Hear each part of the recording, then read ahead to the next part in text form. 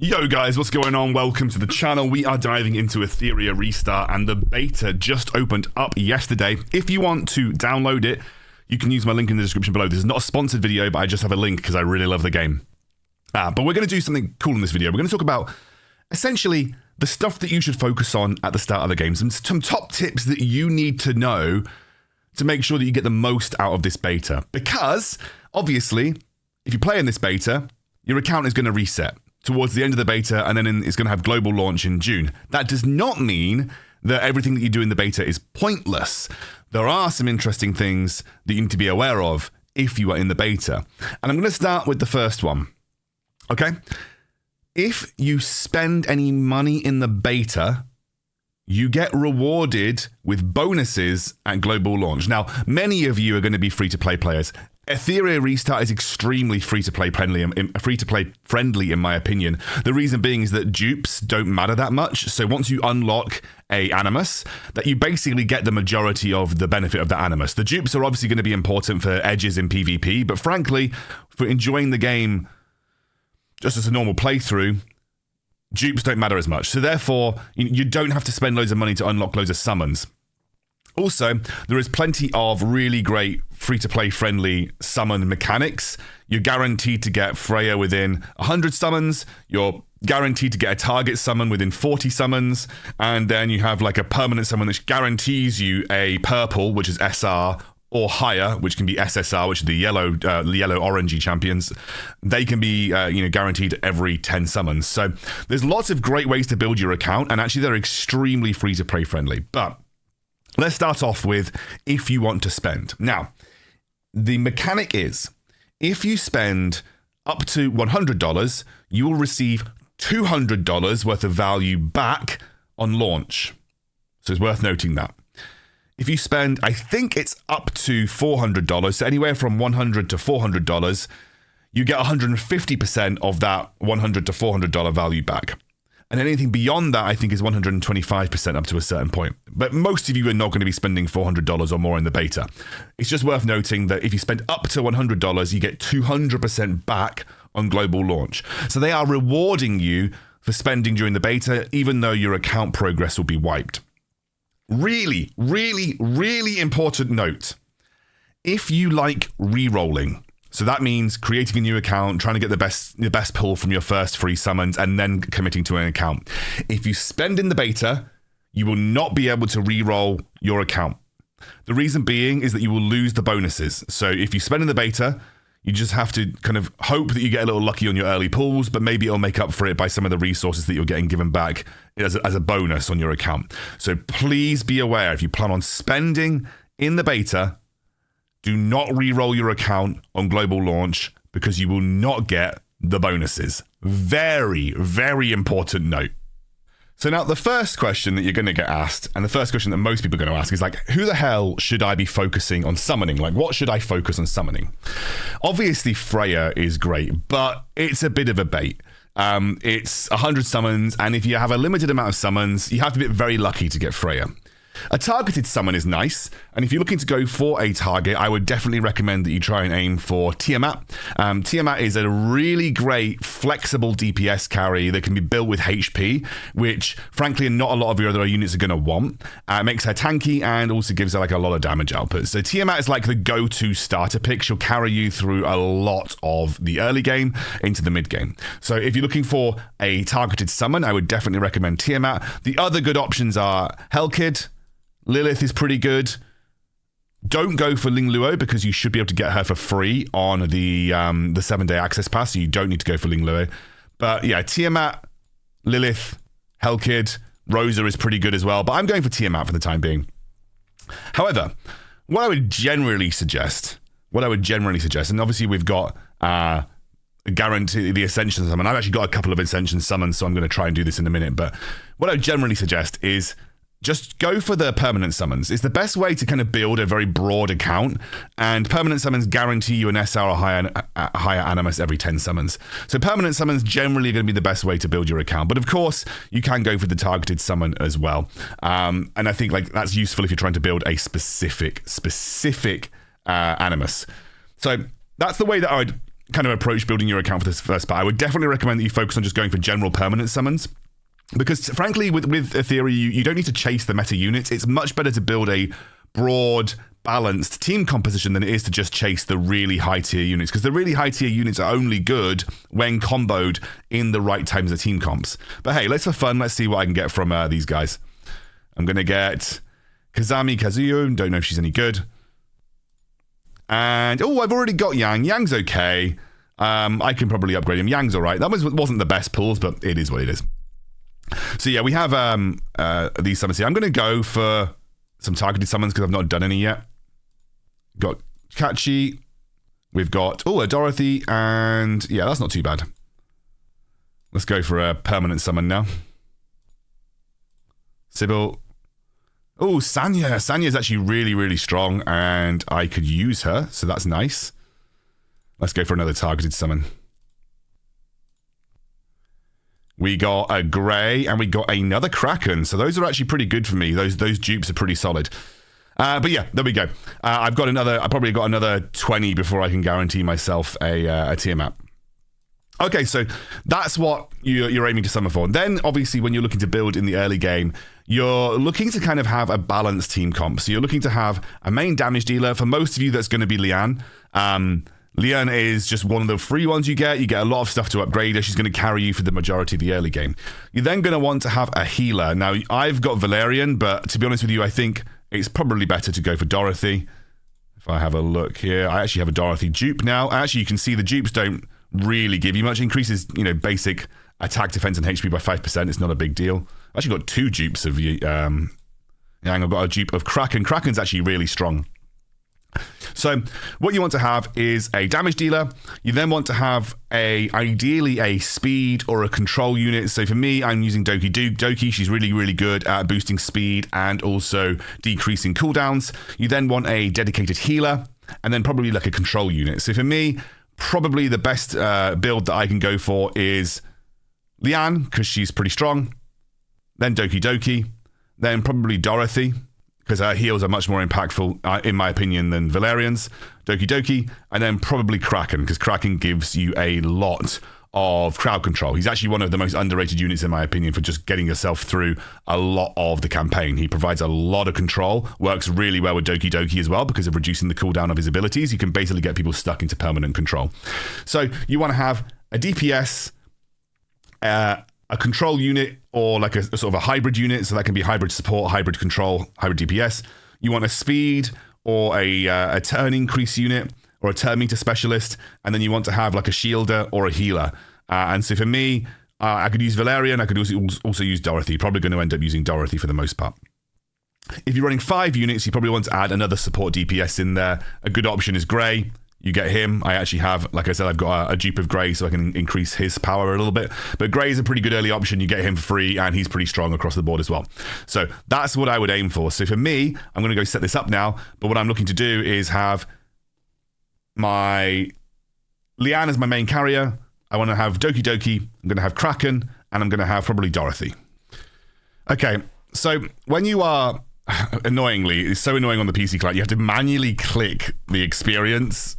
And unless someone else knows how to do this in a bulk way, but I can't get it to work. Anyway, so you don't want to neglect leveling up your Animus. Obviously you can do this by passive experience in battle, but also you can just use some of these experience manuals. They will also help upgrade your units. What you're looking to do then is also make sure that everybody that you're using has an equipped shell. So generally you want to have attack shells with your DPS units, and then you want to have defensive shells with your healers and your support units for the most part. I really like Agent Lizard. It's really strong.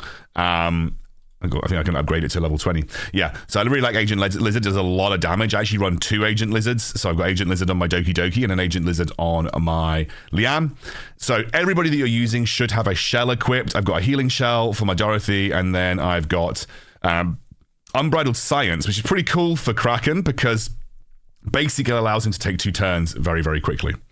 So this is make sure that you're running shells and make sure you're upgrading shells. Shells are really powerful, and you want to make sure that you upgrade them in tandem with your Animus as well. Then obviously you want to make sure that you're running sort of the right kind of gear on your units. For the most part, speed is good. So for the most part, speed is nice. You want to have speed on a lot of your units. Like if you want to prioritize a stat, you're looking to prioritize attack stats, ideally percentage attack stats. The flat attack stats aren't great. You want to replace them eventually. And you also want to run speed.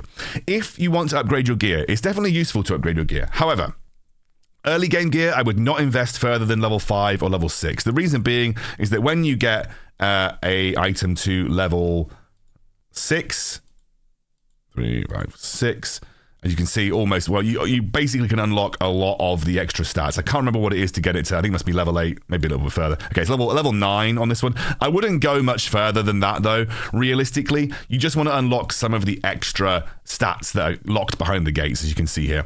So you want to try and unlock those stats. You don't need to get it much further than like level 6. If you really want to go to level 9 to unlock all of them, that's fine. Some of them seem to unlock a little earlier than others, but yeah. Just don't go too much further with the gear that you've got here, because it's very likely that you're going to end up replacing it anyway. So you want to upgrade it so that you can keep up with the pace of the campaign, but you don't want to upgrade it too far that you essentially just can't, that you spend all your resources on gear that really doesn't need that much investment. Okay, so that is kind of how you set up your units. Make sure that you are adding the right shells, and make sure you're upgrading your shells. Make sure that you are adding the right modules, upgrading them to level 6 or there or thereabouts to unlock some of the extra hidden passives.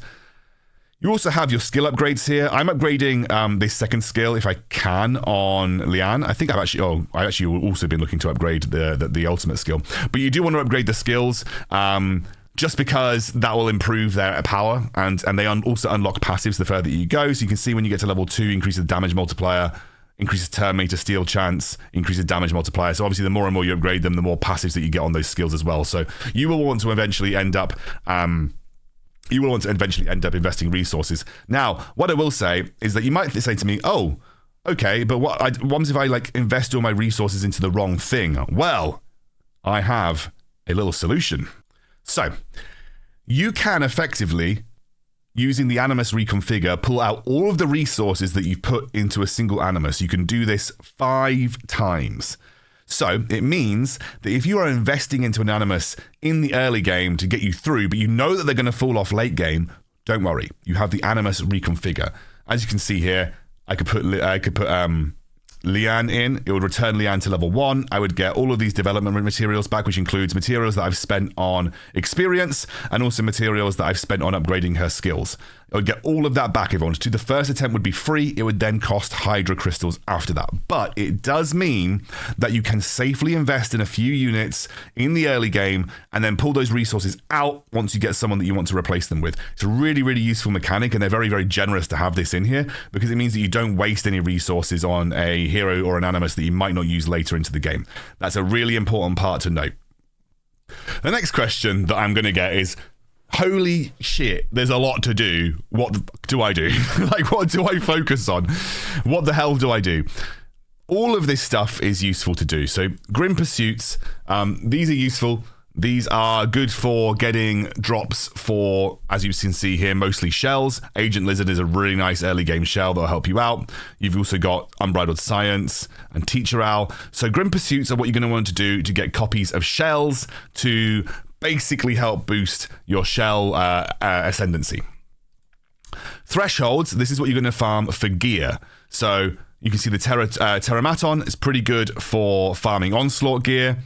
We then have Doki Doki. Doki Doki is for speed gear. Speed gear is very important, very useful. And eventually, once you unlock Aurora, that'll be for another set of gear. But this is primarily for gear farming. So Threshold is for gear farming, which is also very important.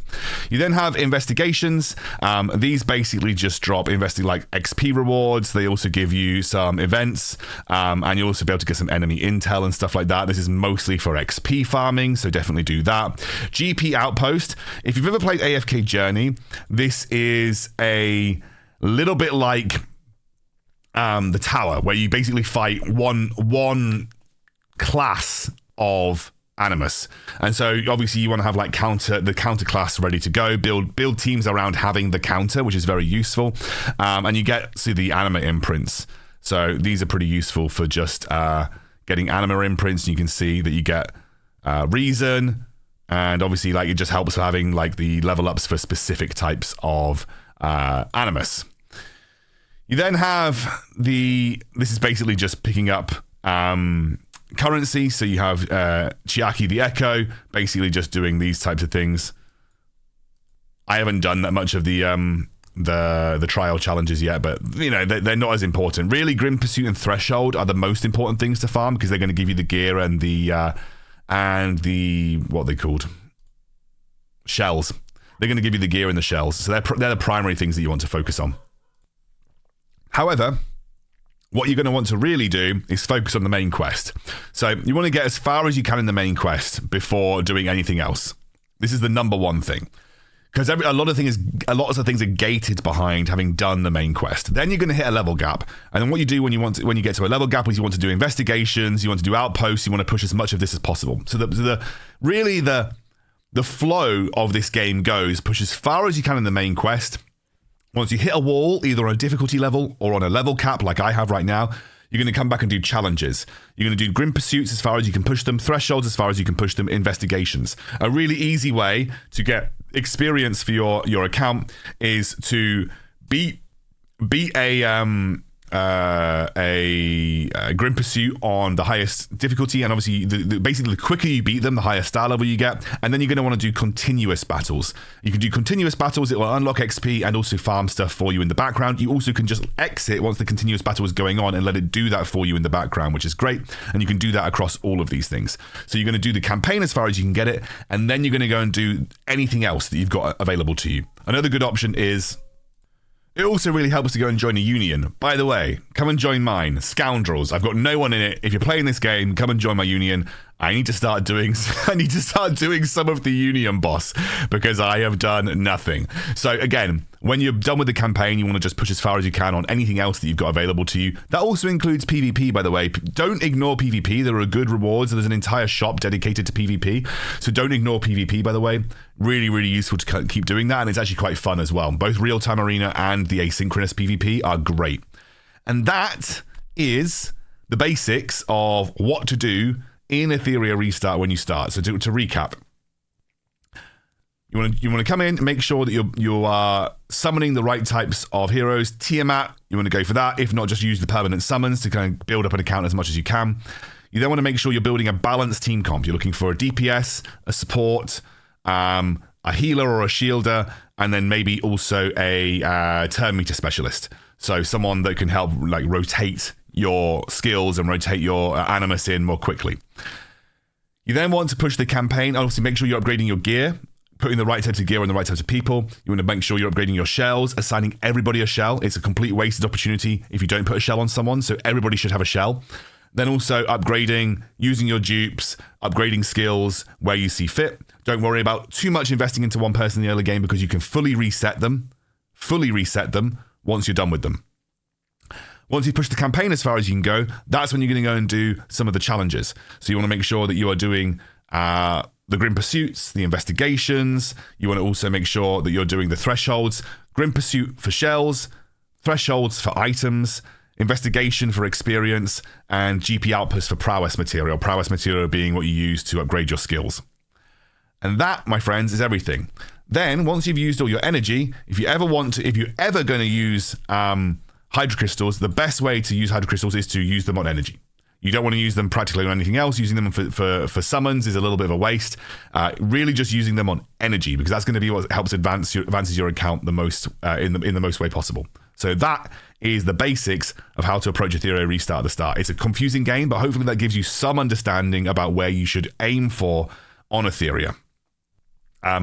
And speaking of which, I'm now going to go and just try and get 3 stars on my Grim Pursuits because it'll annoy me if I don't. Let's see if my new team setup works well. Okay, so we're going to get rid of Valerian, Grey. We're going to... yeah, I can bring in Kraken. Right. Boom. There we go. So I'm not going to use anything from Doki Doki just yet. I'm going to use my CC straight away. Bonk. Oh, beautiful.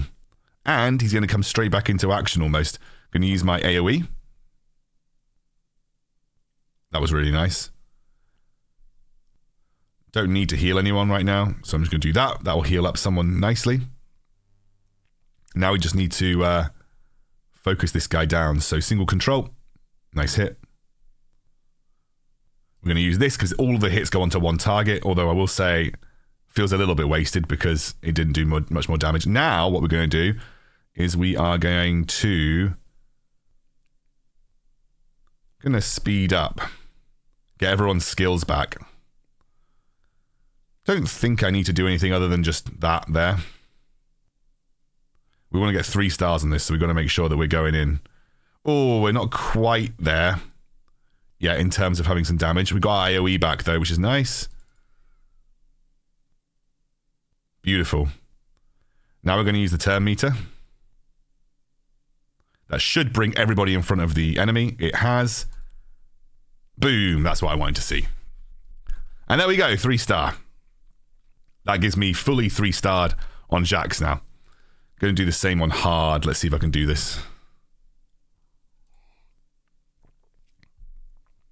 Could use Grey over Kraken, but I like the control that Kraken brings to the table. So again, there's no reason to use anything other than just a single. I should probably reduce the speed of Doki Doki because she's faster than everybody else right now, which means that actually I'm not making the best use of her early turns. Going to use my big AoE.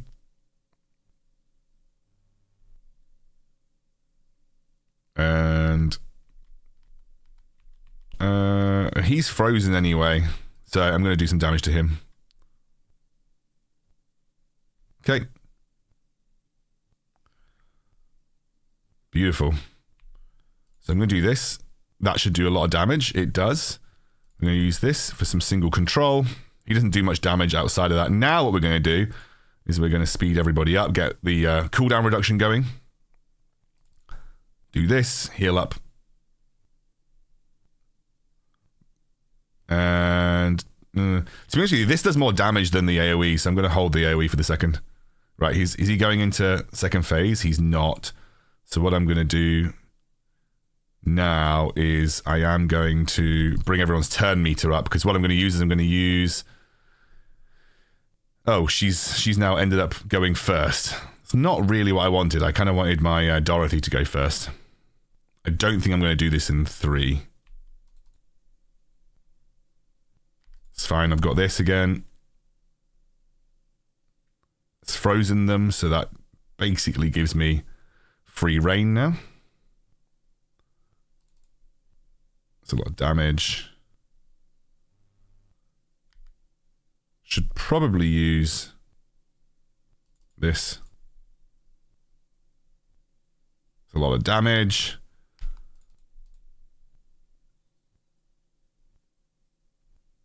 And we'll snipe that. Don't think we're going to do this in under a minute, unfortunately. So I'm probably going to still be on 2 stars. But I should have this now, which will do a lot of damage. And yeah, that does enough. Does it get me 3 stars? No, it's only 2 stars. Is what it is. It might not be strong enough to do this at 3 stars yet. However, I think if I made Doki Doki slightly slower... Let's go and have a look. So let's have a look at the speed of everyone. So Doki Doki's speed is currently 110. Yeah, I just need to... It says 110. He's also 110. I just need to remove a speed module from Doki Doki. Can I give her this? So that brings her speed down to... Oh no, it's 110 plus 13. Right, well, let's give him the speed module. So he's now 129, 123, 126, 121. Okay, so that's fine actually. I want Doki Doki to go after my DPS. Let's do Jax real quick. No, not Jax, the other one. Okay. Looks good. Right. Frozen. Nice. We're going to AoE. Good. So we've now used 2 of our big hitters. Now what we're going to do is we're going to do the same thing. We're going to reduce their cooldowns. And I'm going to do this and get rid of his little dudes. And this now means I can pretty much almost instantaneously in the next couple of turns. God, I love Lizard. It's so good. So I'm not going to waste anything else. I mean, I don't really even need Dorothy. She's like, the healing's irrelevant. Okay, so we have the AoE back now. So we're going to use the AoE straight away. Oh, that's a lot of damage. That's nice. I'm probably just going to hit the boss with this guy because I do reduce damage to the side dude. We're going to turn meter now. And that brings everybody in front of the boss once again. I'm going to take out the side dude. How much damage does this do? 20 damage. No, I'm going to try and take the reduced defense, which I did get. That's nice.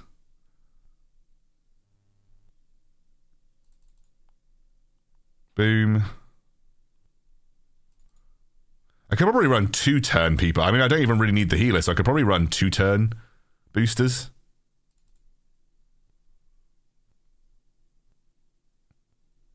That should be fine. There we go. 3 stars. That's what you like to see. I could probably run 2 turn boosters, to be honest with you. Let's try hard. Now I've got the new speed set up. Okay. Kraken's not the best in these situations because his single target damage is a bit meh, but he's got a lot of control, which means that the enemy doesn't take many turns. I'm going to just use my AoE. It's pretty decent. So I'm going to immediately... do I want to turn me to these guys? I don't think it makes that much of a difference. Just going to speed up their cooldown reduction. Going to hit the person that I do the most damage to. So I think I'm going to do this because this should finish off that other guy. Let's see if I can do a single target control to him. Froze him, which is good. I'm going to save my AoE. We haven't done much damage to the main boss yet.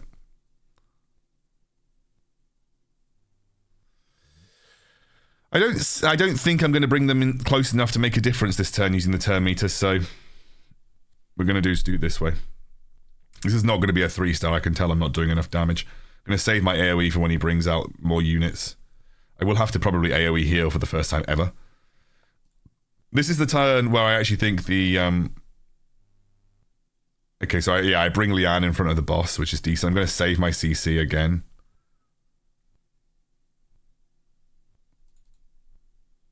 Okay, I'm going to AoE heal.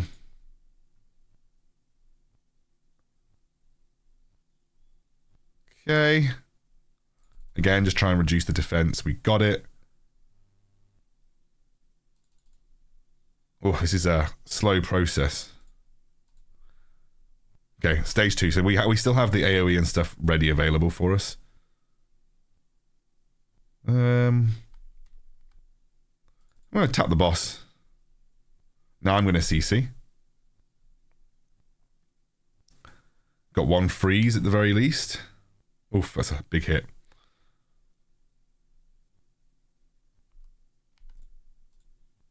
Take him down low. Probably going to have to single heal there.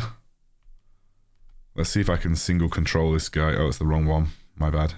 Right, now I can AoE.